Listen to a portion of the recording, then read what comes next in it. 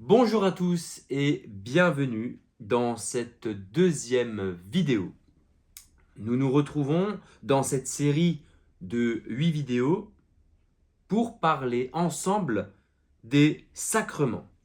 Alors la première vidéo qui a été publiée la semaine dernière est toujours disponible et dans cette vidéo-là, nous avions parlé des sacrements en général. Aujourd'hui, nous allons parler d'un fondement, le fondement de toute la vie chrétienne, le porche de la vie dans l'esprit, la porte qui ouvre l'accès aux autres sacrements. Je veux bien sûr parler du saint baptême. Le baptême, c'est donc le sacrement qui fait de nous des chrétiens. Être chrétien, c'est être disciple du Christ, mais c'est aussi être enfant de Dieu et membre de la Sainte Église, qui est le corps de notre Seigneur Jésus le Christ. Nous avons dit lors de la vidéo précédente que pour faire un sacrement, il nous faut trois choses. Trois choses sont nécessaires, sans lesquelles le sacrement n'est pas valide. C'est donc la matière, la forme et le ministre. La matière pour faire un baptême valide, c'est simplement de l'eau naturelle. Alors, ce n'est rien de bien difficile à trouver, mais c'est pourtant la matière obligatoire sans laquelle le baptême ne serait pas valide. Si quelqu'un se fait baptiser avec du parfum, si quelqu'un se fait baptiser avec du vin, si quelqu'un se fait baptiser avec autre chose de liquide, le baptême ne sera pas valide. Pour faire un baptême, il faut de l'eau. Toute autre matière rendra donc le sacrement invalide. Donc, nous avons, sur les trois choses essentielles pour faire un sacrement, nous avons la première, la matière qui est l'eau. Il y a la forme. La forme du baptême, ce sont les paroles qui vont être dites par le ministre au moment de faire couler l'eau sur le baptisé. Et ces paroles sont « Je te baptise au nom du Père et du Fils et du Saint-Esprit ». Ce sont les seules paroles valides pour que le sacrement soit valide. Je te baptise au nom de Dieu, ça ne fonctionne pas. Je te baptise au nom de Jésus-Christ, ça ne fonctionne pas. Et n'importe quelle autre formule, parole, ne serait pas valide. Pour un baptême valide, il faut baptiser au nom du Père et du Fils et du Saint-Esprit. Nous avons donc la matière qui est l'eau et la forme, je te baptise au nom du Père, du Fils et du Saint-Esprit. Et il nous manque le ministre. Pour le baptême, c'est différent des autres sacrements. Je m'explique. Ordinairement, le ministre, pour un baptême, c'est le prêtre ou c'est le diacre. Mais en cas de nécessité, je souligne bien cette phrase, en cas de nécessité, toute personne peut être ministre du saint baptême, même une personne qui n'est pas baptisée. Pourvu que cette personne, même si elle n'est pas baptisée, qu'elle ait l'intention de faire ce que fait l'Église. Un exemple, vous êtes témoin d'un accident de la route. Vous êtes auprès de la personne blessée, bien sûr. En premier lieu, on appelle les secours. Et quand vous êtes auprès de cette personne blessée, elle vous demande de la baptiser. Si vous avez une bouteille d'eau disponible, n'hésitez pas, baptisez-la. Même si vous-même, vous n'avez pas reçu le baptême. Si la personne vous demande, j'ai besoin de recevoir le baptême, je sens que je vais partir, vous avez le droit, vous avez même le devoir de la baptiser si elle vous le demande. Alors bien sûr, si sur le lieu de l'accident, il y a un prêtre, il y a un diacre, il y a un clerc de l'Église catholique, c'est lui qui doit le faire. Mais si il n'y a que vous, si vous êtes la seule personne présente à ce moment-là et qu'elle vous demande, que la victime vous demande de la baptiser, vous pouvez la baptiser. Autre exemple, vous êtes à la maternité, votre épouse accouche et le bébé va mal. Il risque de mourir ou même, le docteur est clair, il va mourir dans les minutes après l'accouchement. Vous devez le baptiser. Ne vous posez pas 1000 questions. Là, dans la salle d'accouchement, avec de l'eau, vous le baptisez en lui mettant de l'eau sur le front par 3 fois, en disant les paroles du Saint Baptême. Je te baptise au nom du Père, du Fils et du Saint-Esprit. Alors, pour que le baptême soit valide, c'est la même personne qui verse l'eau et la même personne qui prononce les paroles. Une autre personne peut tenir l'enfant, mais celui qui va verser l'eau sur le front de l'enfant ou de la personne adulte, de la victime d'un accident, c'est la même personne qui va verser l'eau, qui va dire en même temps « Je te baptise au nom du Père, du Fils et du Saint-Esprit ». Si un dit les paroles et l'autre verse l'eau, ça ne fonctionne pas. Il y a un ministre et non 2. Alors la question qui peut vous venir à l'esprit, c'est « Et si la personne ou l'enfant, la victime, si on ne sait pas si elle est vivante ou morte, que faut-il faire ?» L'ancien catéchisme disait de dire au moment de verser l'eau « Si tu es vivant, je te baptise au nom du Père, du Fils et du Saint-Esprit. » Mais en réalité, le bon Dieu, lui, sait très bien si la personne est vivante ou si l'âme est déjà sortie du corps. Donc si l'âme est toujours dans le corps, au moment où vous prononcez les paroles et où vous versez l'eau, si l'âme est toujours dans le corps, la personne recevra, son âme recevra le saint baptême, recevra le sacrement.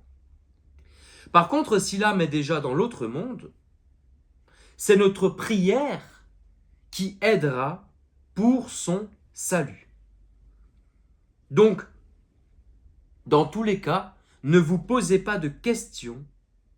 Baptisez la personne si elle vous le demande, la victime, ou baptisez votre enfant si il a des risques de mourir.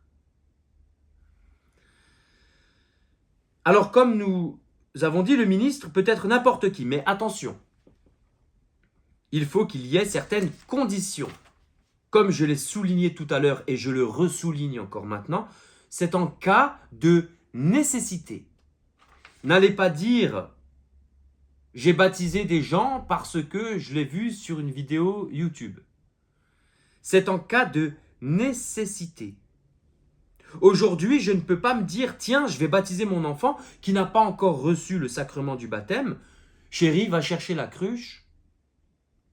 On va baptiser l'enfant dans la cuisine. » Ça ne fonctionne pas.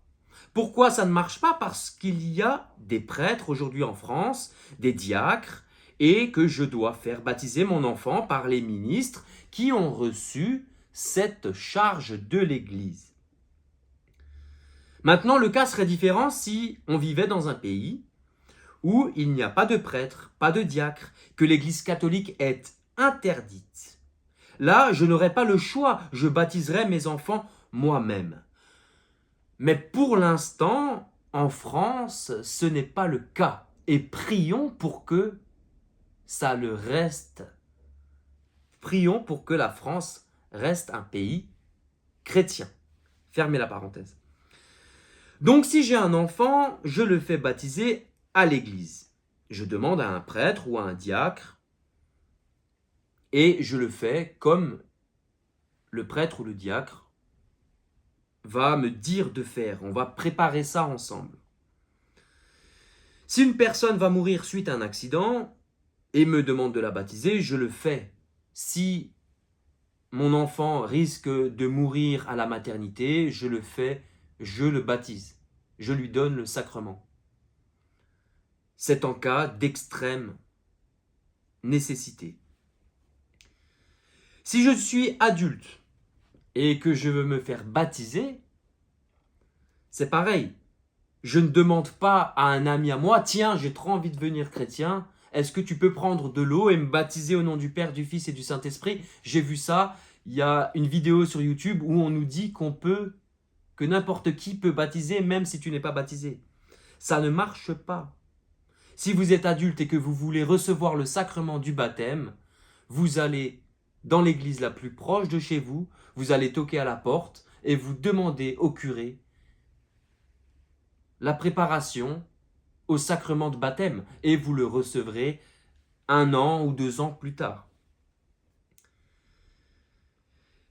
Si la personne survit ou si l'enfant survit, donc je reprends mon exemple de tout à l'heure, vous êtes à la maternité, le docteur vous dit attention, il y a des risques que votre enfant va mourir, vous le baptisez et l'enfant survit, l'enfant vit et est vivant, tout va bien. Eh bien, quand il va sortir de l'hôpital, je dois aller faire valider officiellement le baptême. Donc je me rends à l'église et j'explique au curé que j'ai baptisé mon enfant parce qu'il avait de grands risques de mourir et que je l'ai baptisé parce que j'avais peur qu'il meure, tout simplement. Et après, le curé va faire les démarches, il va faire les compléments du baptême et en même temps, il va faire en sorte que le nom de votre enfant soit enregistré dans les registres diocésains. Alors bien sûr, au moment où vous l'aurez baptisé, il aura reçu le sacrement dans son âme. Mais il est important d'être enregistré dans le registre diocésain parce que dans notre vie de chrétien, à un moment ou à un autre, on peut avoir besoin d'un certificat de baptême. Par exemple, pour recevoir la confirmation, plus tard, on aura besoin du certificat qui prouve que vous êtes bien baptisé. Pour vous marier à l'église avec une personne catholique, il vous faudra aussi un certificat qui dit que vous êtes bien baptisé. Donc, si vous êtes baptisé, vous faites un accident de la route, vous demandez à quelqu'un de vous baptiser, la personne vous baptise, vous allez bien, Dieu merci, mais vous devez après aller l'expliquer à un prêtre pour lui dire voilà, j'ai été baptisé dans telle et telle condition, j'avais un accident de la route, j'ai demandé à un passant de venir me baptiser, il l'a fait, et donc il n'y aura pas de souci. Votre baptême va être enregistré parce que plus tard, voilà, dans la vie d'un chrétien, ça peut arriver qu'on ait besoin de notre certificat de baptême pour prouver que nous sommes bien chrétiens et que nous avons bien reçu le sacrement. Donc, si vous avez reçu le baptême ou si vous avez donné le baptême à votre enfant en cas d'extrême nécessité, une fois que tout va mieux et que la situation s'est arrangée, vous allez trouver le curé de votre ville, de votre village, et vous allez lui expliquer. Comme ça, vous serez officiellement enregistré dans les registres diocésains. Donc, nous avons dit que pour baptiser, il faut l'eau, il faut les paroles, je te baptise au nom du Père, du Fils et du Saint-Esprit, et le ministre. Donc en général, un prêtre ou un diacre, et en cas d'extrême urgence, n'importe qui, même un non baptisé. Le baptême donne, comme tous les sacrements, une grâce. Celle du baptême, c'est la grâce sanctifiante. Il donne aussi une vertu surnaturelle qui efface le péché originel ainsi que les péchés actuels. Il imprime donc en notre âme le caractère de chrétien et rend capable de recevoir les autres sacrements. Donc, comme on l'a dit au début, sans le baptême, on ne peut pas recevoir les autres sacrements. On ne peut pas faire la première communion, on ne peut pas se marier à l'église, on ne peut pas devenir prêtre, on ne peut pas devenir diacre, on ne peut pas recevoir le sacrement de la pénitence, la confession, on ne peut pas recevoir la confirmation. Sans le baptême, un chrétien n'est pas un chrétien. Il faut avoir le baptême pour devenir pleinement chrétien et pour pouvoir après vivre des sacrements. Donc celui qui reçoit le baptême devient chrétien. Et devenir chrétien, c'est professer la foi et observer la loi de notre Seigneur Jésus le Christ. Le baptême nous fait aussi renoncer aux démons et à ses œuvres. Normalement, il est demandé aux parents de faire baptiser leur enfant le plus tôt possible. À cause de la fragilité de leur âge, ils sont exposés, les petits-enfants sont exposés à des dangers. Et que le baptême, rappelons-le, est nécessaire pour le salut de l'âme. Le catéchisme de l'Église catholique nous dit à ce sujet, au numéro 1257, le Seigneur lui-même affirme que le baptême est nécessaire pour le salut. Aussi a-t-il commandé à ses disciples d'annoncer l'Évangile et de baptiser toutes les nations. Le baptême est nécessaire au salut pour ceux auxquels l'Évangile a été annoncé et qui ont eu la possibilité de demander ce sacrement. L'Église ne connaît pas d'autre moyen que le baptême pour assurer l'entrée dans la béatitude éternelle. C'est pourquoi elle se garde de négliger la mission qu'elle a reçue du Seigneur, de faire renaître de l'eau et de l'esprit tous ceux qui peuvent être baptisés. Nous voyons bien que le catéchisme de l'Église catholique est clair. Pour le salut de l'âme, il faut recevoir le sacrement du baptême. Sauf pour des personnes qui n'ont jamais entendu parler de l'Évangile, qui n'ont jamais entendu parler de l'Église catholique et qui n'ont jamais entendu parler du Christ. Chose qui était encore possible il y a 500 ans. Mais aujourd'hui, avec tous les moyens de communication qui existent, rares, je pense, sont ceux qui n'ont jamais entendu parler de l'Église, de notre Seigneur et de son Évangile. Aujourd'hui, on voit bien qu'il y a des vidéos, que ce soit sur Facebook, Instagram, YouTube, TikTok. On entend parler de l'Église à la télévision. La messe en France est retransmise le dimanche matin sur France 2. Donc, il y a beaucoup de personnes qui connaissent l'Église, qui connaissent le Christ, mais qui n'ont pas encore eu cet appel, qui n'ont pas encore eu le cœur suffisamment ouvert à l'amour de Dieu pour demander le saint baptême. Mais, comme le dit le catéchisme de l'Église catholique, le baptême est nécessaire pour le salut de l'âme. Nous avons donc parlé du baptême de l'eau, mais il y a aussi le baptême du sang. Je m'explique. On ne prend pas du sang à la place de l'eau pour baptiser la personne.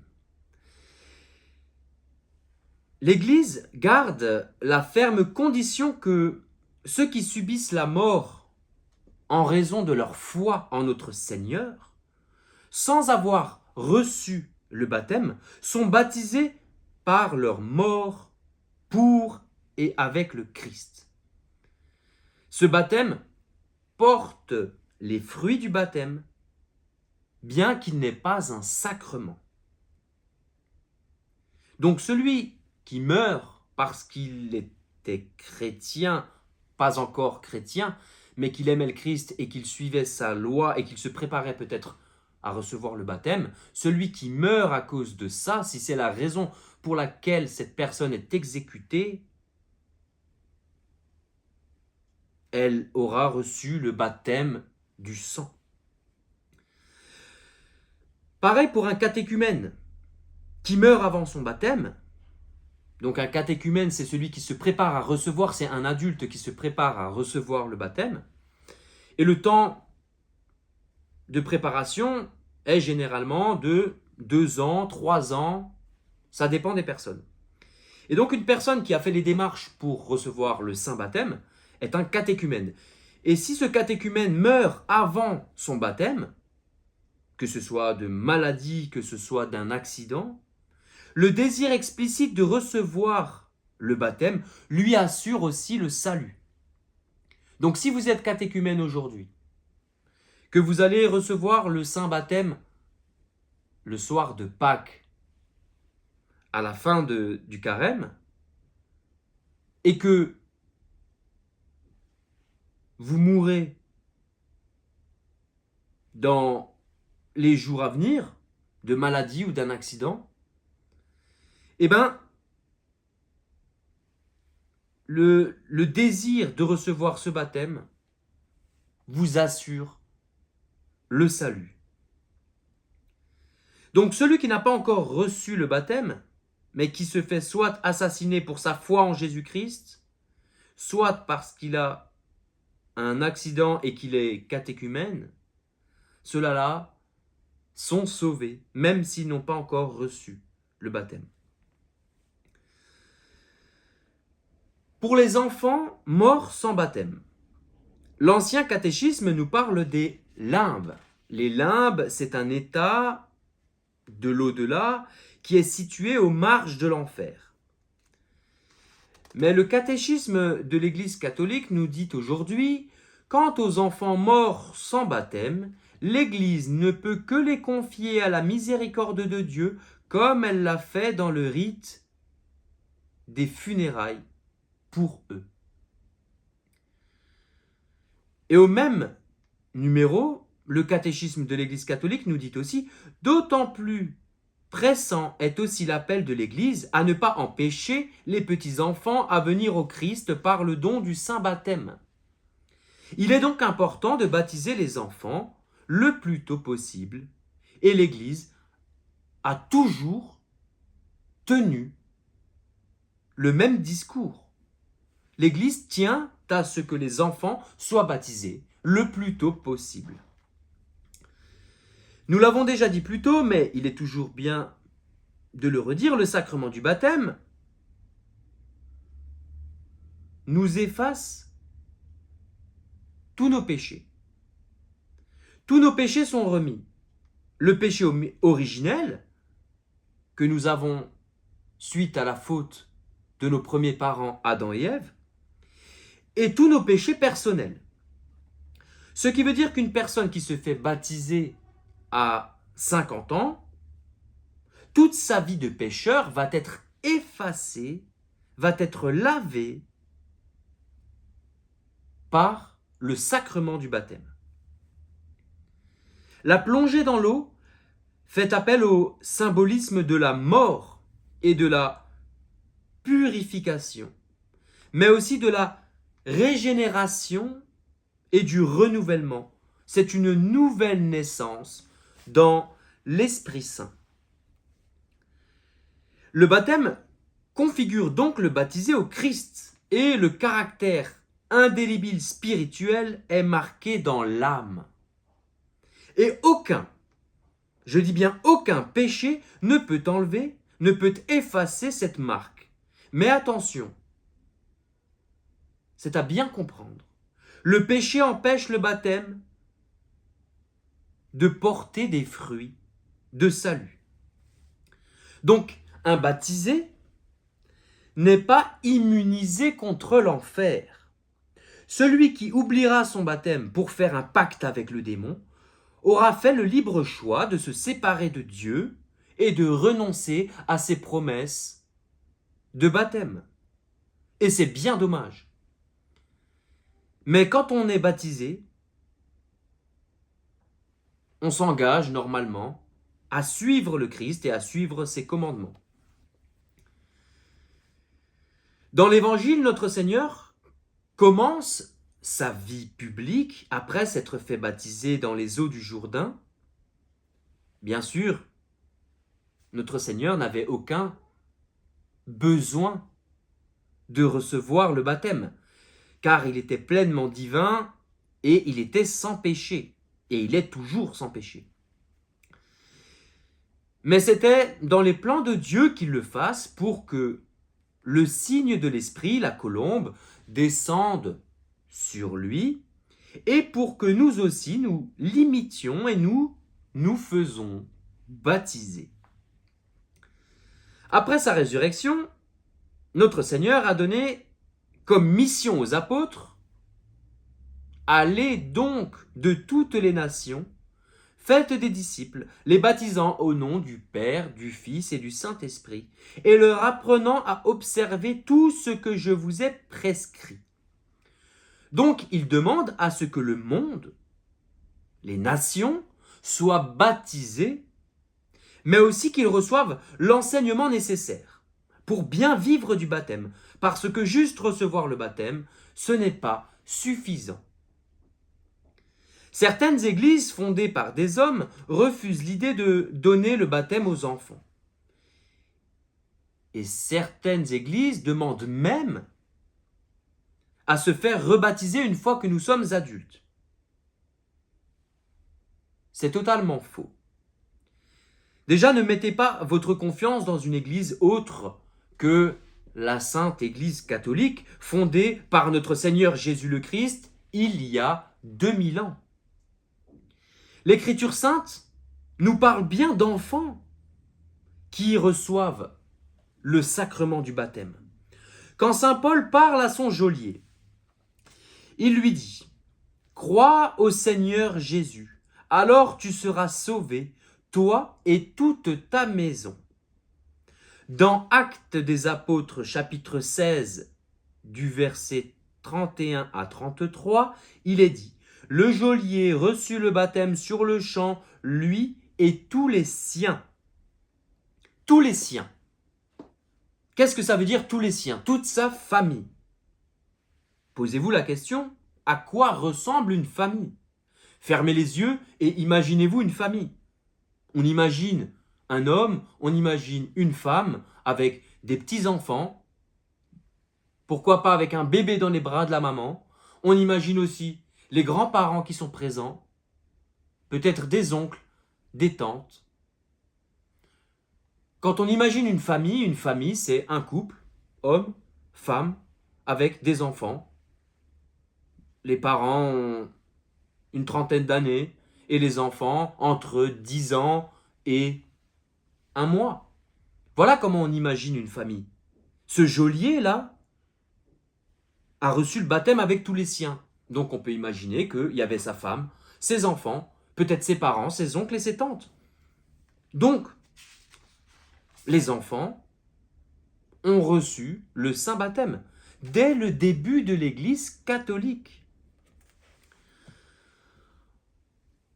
En tant que parents, d'ailleurs, nous avons le devoir de faire baptiser nos enfants parce que nous voulons le bien et le salut de leur âme. Nous voulons que eux aussi, ils connaissent notre Seigneur et vivent en tant que chrétiens. Quand les enfants s'égarent, ce n'est pas pour rien. C'est parce que les enfants n'ont pas eu un catéchisme solide et vu une foi fervente au sein de leur foyer, au sein de leur famille. Ne vous étonnez pas que vos enfants n'ont pas la foi si vous-même, vous ne montrez pas votre foi ou si même vous ne pratiquez pas. C'est important de montrer l'exemple à ses enfants. L'ancien catéchisme allait même jusqu'à dire que les parents, qui par leur négligence laissent mourir leurs enfants sans le baptême, pêchent gravement parce qu'ils privent les enfants de la vie éternelle, et qu'ils pêchent aussi gravement en différant longtemps le baptême parce qu'ils les exposent au danger de mourir sans avoir reçu le saint sacrement du baptême. Si vous êtes parent, ne négligez pas le baptême de vos enfants. Je vous invite à aller au plus vite, trouver le curé de votre village, encore une fois, ou le curé de votre ville, pour organiser le sacrement de baptême. Par le baptême, pour le baptême, excusez-moi, quand on se rend à l'église, le prêtre va nous demander un parrain et une marraine pour l'enfant. Ce sont des personnes de confiance qu'il faut choisir pour répondre à leur place, à la place du petit enfant, c'est les parrains et marraines qui vont répondre. Et ils deviennent garants devant Dieu de l'éducation chrétienne que va recevoir le petit enfant. Spécialement si les parents y manquaient. Les parrains marraines doivent être des personnes catholiques, pratiquantes et qui obéissent aux lois de l'Église. On ne peut pas prendre n'importe qui pour le plaisir. Il faut que les parrains marraines puissent prendre leur mission à cœur et puissent vraiment jouer leur place de parrain et marraine dans la vie de l'enfant et l'accompagner jusqu'à sa vie d'adulte et même plus tard encore. Les parrains marraines ont l'obligation de prendre soin de leur fils spirituel et ils ont l'obligation de surveiller à ce qu'il soit instruit des vérités de la foi et qu'il vive en bon chrétien et donc, normalement, lui montrer le bon exemple. Les parrains marraines contractent une parenté spirituelle avec le baptisé et avec les parents. D'où résulte un empêchement de mariage avec eux. Donc imaginons un jeune homme qui va se faire baptiser à Pâques. Voilà, il a eu envie de se faire baptiser, il a toqué à la porte d'une église, il est rentré dans un groupe de jeunes et il demande le baptême. Dans ce groupe de jeunes, il y a une jeune fille du même âge que lui, avec qui il s'entend bien, qui elle est déjà baptisée, qui elle s'occupe même un peu du groupe. Et ce jeune homme aime bien cette jeune fille. Ils s'entendent bien. Et il pourrait très bien lui dire à un moment, écoute, j'ai besoin d'une marraine pour recevoir le baptême, j'aimerais que ce soit toi. En soi, il peut. Mais il faut faire bien attention parce que si plus tard naît un sentiment amoureux entre eux, ils ne pourront pas recevoir le sacrement du mariage. Donc, un jeune homme ou une jeune fille qui se présente dans un groupe de jeunes qui se préparent à recevoir le baptême, si dans ce groupe il y a des encadrants du même âge qui les accompagnent, attention. Attention parce que si il y a une personne avec qui vous vous entendez bien, avec qui vous êtes proche, vous vous dites tiens ce serait un bon parrain marraine parce que il me conseille bien, très bien. Mais attention parce que si plus tard, s'il devient votre parrain ou votre marraine et que plus tard vous ayez envie de vous marier, ce ne sera pas possible. Tout ça pour vous dire qu'il est important de bien choisir les parrains marraines. Que ce soit les parrains marraines de ses enfants ou que ce soit les parrains marraines que l'on choisit personnellement si on est adulte. Si vous êtes adulte, choisissez bien vos parrains marraines et ne faites pas l'erreur de choisir quelqu'un avec qui vous auriez pu recevoir le sacrement du mariage, avec qui vous auriez pu faire votre vie. Il ne faut pas choisir non plus des parrains marraines parce que c'est des bons copains. Si ils ne sont pas capables d'aider l'enfant ou vous-même, et si ils ne sont pas capables de vous aider à garder la foi ou d'aider l'enfant à garder la foi et à grandir spirituellement. Généralement, on voit souvent ça, les parrains marraines, c'est des amis proches qui ne sont pas oncles ou tantes, ou bien c'est les oncles et les tantes qui sont baptisés, qui ont fait la première communion, mais qui ne savent pas plus que ça de leur religion, de leur propre religion. Alors ces personnes-là qui manquent de formation, est-ce qu'en soi, une personne qui manque de formation, qui manque de foi peut-être, qui manque d'éducation chrétienne, est-ce que cette personne est la bonne personne pour aider mon enfant à grandir spirituellement et à le garder dans la foi? À vous de vous poser les bonnes questions quand vous choisissez les parrains marraines.